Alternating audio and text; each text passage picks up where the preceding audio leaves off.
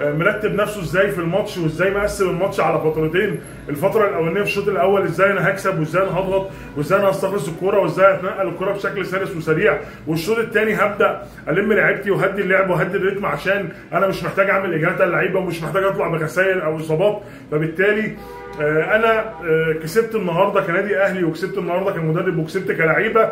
جربت كل اللعيبه اللي المتاحه بالنسبه لي، وقدرت ابص عليها، وقدرت في اول ماتش اعمل حاجات كتير جدا. وده ذكاء كبير جدا من المدرب.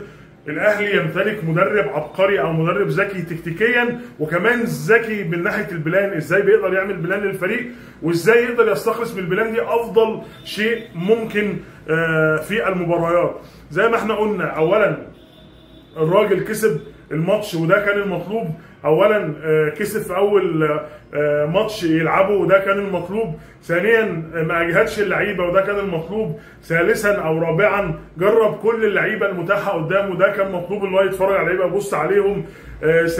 خامسا خرج من غير اصابات ومن غير خسائر، والماتش عدى بشكل كويس جدا. فاذا انت امام مدرب منظم، انت امام مدرب جيد فكريا، ومدرب اولا بيقف على الخط طول الماتش. المدرب ما قعدش اصلا، انا ما شفتش ياسر سروب بيقعد اصلا في اوقات الماتش، دايما واقف متابع فرقته مع ترحيلات الفرقه. رحل يا ابني لورا، رحل لورا، رحل يمين، رحل يمين. الراجل متابع ومركز جدا مع كل التفاصيل. الاهلي بماتش اولاني نقدر نقول هو كسب مدرب عبقري وكسب مدرب قوي جدا، سواء على المستوى التكتيكي او على المستوى الخططي او على مستوى البلان.